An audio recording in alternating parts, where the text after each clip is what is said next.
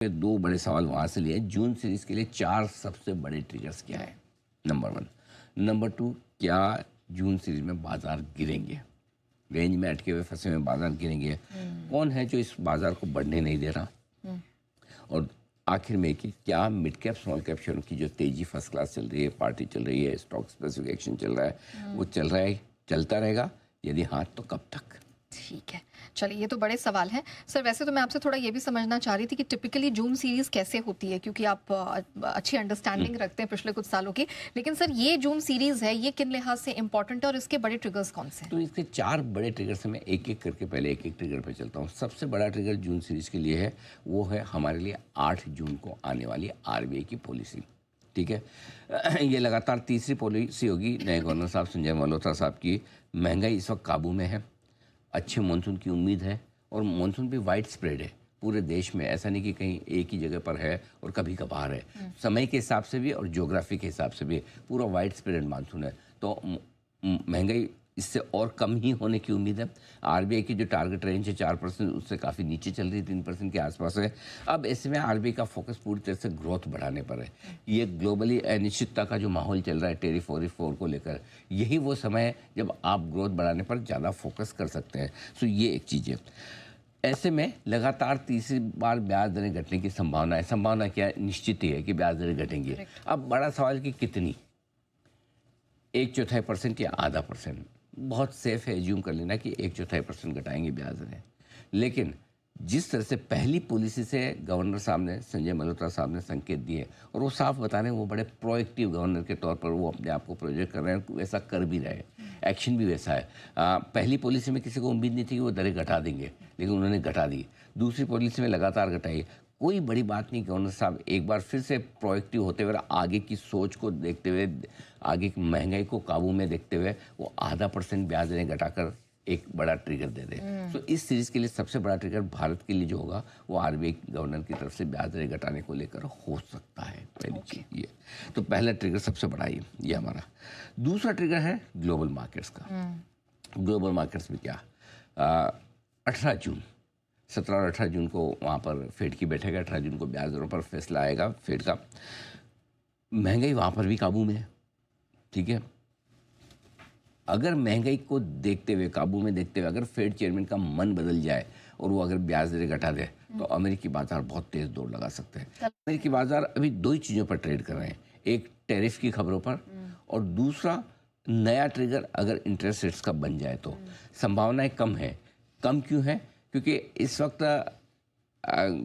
Present और past क्या है वो फेड चेयरमैन नहीं देख रहे हैं कि पास्ट में धीरे धीरे महंगाई नीचे आई है, प्रेजेंट में भी नीचे है ना, वो नहीं देख रहे। वो फ्यूचर देख रहे हैं, और उन्हें फ्यूचर अच्छा नहीं दिख रहा। उन्हें लगता है जब तक ट्रंप है, फ्यूचर कोई प्रेडिक्ट कर ही नहीं सकता। और वो गलत भी नहीं है कि जिस तरह से टैरिफ को लेकर कभी अच्छी कभी खराब खबरें आ रही है, उसको देखते हुए वो उन्हें डर है कि महंगाई बढ़ेगी, ऐसा है तो फिर मैं ब्याज दरें क्यों घटाऊँ। अब 18 तारीख तक बहुत कुछ होगा अमेरिका में, कोर्ट कार्रवाई चल रही है, फैसले कहाँ होते हैं, किस तक होते हैं। अगर उसमें क्लैरिटी आ जाए और टैरिफ वॉर को लेकर अगर क्लैरिटी आ जाए, तो हो सकता है फेड चेयरमैन भी ब्याज दरें घटाने के बारे में सोच रहे हैं। और अगर नहीं घटाई और फिर से उन्होंने भला बुरा कहा, टैरिफ का बहाना लिया, तो वो तो सबको पता है, nothing new, that is given, वो तो होना ही है। सो अगर वहाँ से कोई एक सरप्राइज़ आ जाए कि भाई 18 जून के पहले पहले आपको ये लग जाए कि ट्रंप पे लगाम लगा दिए कोर्ट ने, ये टैरिफ, रेसिप्रोकल टैरिफ पे जो दादागिरी चल रही वो नहीं चलेगी, टाइप्स ऐसा कुछ हो जाए, तब तो हो सकता है फेड चेयरमैन हिम्मत करके एक बार ब्याज दरें घटाने की सोच है। सो मैं हमारे यहाँ 0.5% ब्याज दरें घटे उसको लेकर ज़्यादा कॉन्फिडेंट हूँ, बजाय कि फेड चेयरमैन घटाना शुरू करेंगे, क्योंकि उनको वो हिसाब किताब तो ट्रंप से चुकता करना है। ट्रम्प से कल मिलने भी गए थे। हाँ, वो बिल्कुल मुलाकात होती है, बात होती है, वो तो प्रोटोकॉल है। अगर प्रेसिडेंट बुलाएगा तो जाना भी पड़ेगा। लेकिन आई डोंट नो अब उसको कैसे समझा जाए। हो सकता है इसे एक मेल मुलाकात को इस बात की ओर इशारा समझे, भाई चलो ठीक है, दोनों साथ में मिलकर काम करते हैं। और ट्रंप का कैसा है, वो तो लीडर नहीं है और डीलर है। ये सही कहा आपने। हाँ, उन्हें जरूरत पड़ेगी, अरे तू मेरा दोस्त, और नहीं तो तुम कौन, मैं तो आपको पहचानता नहीं, वैसा है। मतलब वो प्यार जताने में भी बिल्कुल पीछे नहीं रहते, और गाली देने में तो सबसे आगे रहते ही हैं। तो दोनों तरफ उनका जैसी ज़रूरत है उस हिसाब से मतलब वो अपने आप को एडजस्ट कर लेते हैं बाकी आप एडजस्ट हो ना हो आपकी मर्जी, वो खुद को एडजस्ट कर लेंगे कि भाई मैंने कल इसको बहुत सम्मान दिया था, आज गाली कैसे दूँ, या कल गाली दी आज कैसे गले लगो, बोले कुछ नहीं, वो कल था आज का आज वैसा है ट्रम्प का हाल। सो ठीक है, तो ये दूसरा बड़ा ट्रिगर जून सीरीज़ के लिए ग्लोबल से, और इसी ट्रिगर में आप ये समझ लीजिए कि किस तरह से आगे सिचुएशन बनती है। तीसरा ट्रिगर है टैरिफ वॉर को लेकर, ठीक है। अब टैरिफ वॉर पर भारत की डील अमेरिका के साथ कितनी तेज़ी से बढ़ती है।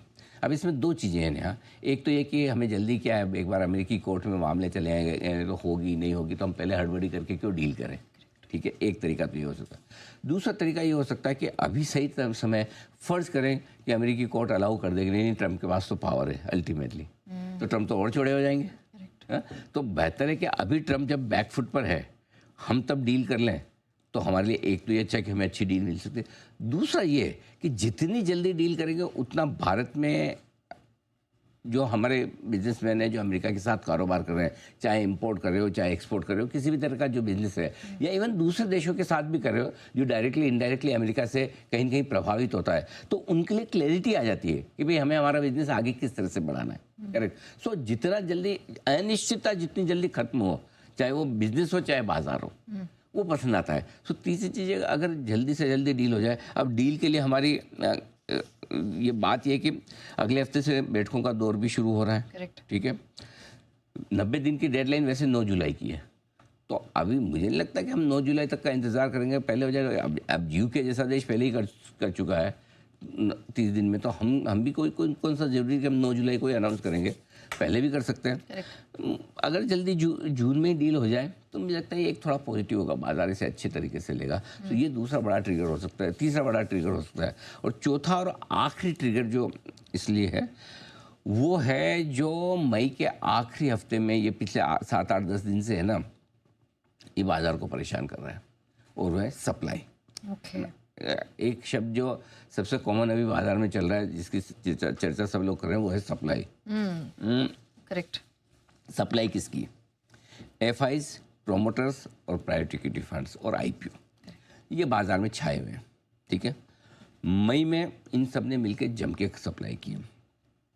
प्रोमोटर और प्राइवेट इक्विटी फंड्स ने लगभग 60,000 करोड़ की बिकवाली की है, लगभग 60,000 करोड़ की बिकवाली, 59,613 करोड़ ने एग्जैक्टली ये है। और साथ ही जिसमें ऑफर फॉर सेल भी आ गए, प्राइवेट इक्विटी फंड और प्रोमोटर, इन तीनों की बिकवाली जो मार्केट में, सेकेंडरी मार्केट में आई, लगभग 9,000 करोड़ के आईपीओ आ गए, यानी कि 68,596 करोड़, 70,000 करोड़ के आसपास का माल निकल गया मार्केट। सोचो ये 70,000 करोड़ आपके स्क्रीन पे आते खरीदने के लिए, तो कोई इंडिगो, कोई आईटीसी ऐसे ले गया पैसे, भारतीय एयरटेल, ठीक है।